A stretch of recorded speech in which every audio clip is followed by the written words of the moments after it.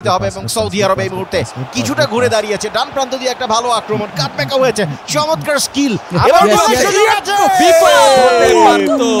Emi Martinez once again he showed his character. দারুণ বিপদ হতে পারত, কিন্তু দুর্দান্ত গোলকিপিং এর মাধ্যমে এই যাত্রায় বাঁচিয়ে দিয়েছেন তার দলকে। আবারও ডিবক্সের আশপাশ দিয়ে ঘুরঘুর করছে সৌদি আরবের দল।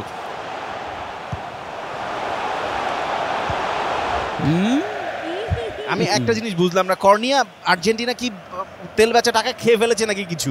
সেকেন্ড হাফে কিন্তু সৌদি আরব অনেক বেশি চনমনে, কিন্তু খেলার ৭৩ মিনিটের মধ্যে অতিক্রান্ত হয়েছে। সৌদি আরবকে আক্রমণে যেতে হবে। প্রতীক, তোমার কি মনে হয়? তুমি কি তোমার প্লেয়ারকে বলছো আক্রমণে যাওয়ার জন্য? Absolutely now it's now or never. এখন তোমরা আমাদের এখনো ঘরের মধ্যে বসে থাকো, ঠিক আছে?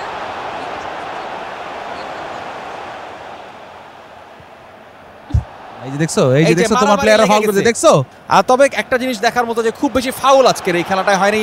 আমরা আশা করেছিলাম যে আর্জেন্টিনা অন্তত কিছু ফাউল করবে, কিন্তু তারা কিন্তু করেনি এখনো পর্যন্ত। সৌদি আরবের প্লেয়ার আসলে ফিজিক্যালি খুব ফিট এবং তারা বেশ প্রেসার ফুটবলটা খেলে। আর্জেন্টিনাকে আমরা খুব একটা বেশি দেখি না, বাট লাতিন আমেরিকান ফুটবলে কিছুটা মেরে খেলার প্রবণতা আছে, একটু মাইধ্যের প্রবণতা আছে, কিন্তু আজকে রিলেটিভলি ফ্রেশ খেলা হয়েছে। এক্স্যাক্টলি, কারণ কোনোভাবেই প্রতীক হাসান কর্নিয়াকে উইন্ডেড করতে চায় না। রাইট। মেসি আবারও একটি কর্নার কিক নিচ্ছেন, কিন্তু ছোট করে শট নেবেন বলে আমার ধারণা। তিনি আরেকটা প্লেয়ারকে টেলিফোন করছে, দোস্ত কাছে আসো, তোমার একটা বল দিতেছি। হ্যাঁ, দোস্ত কাছে এসেছে, ছোট করে মেরেছে, কিন্তু না, আবারও মাঝমাঠের দিকে বল। আমার মনে হয় আর্জেন্টিনা এখন সময় কাটানোর চেষ্টা করছে, খুব চেষ্টা। আজকের ম্যান অফ দ্য ম্যাচ যদি সৌদি আরব জিততো তাহলে মনে হয় goalkeeper man of the match.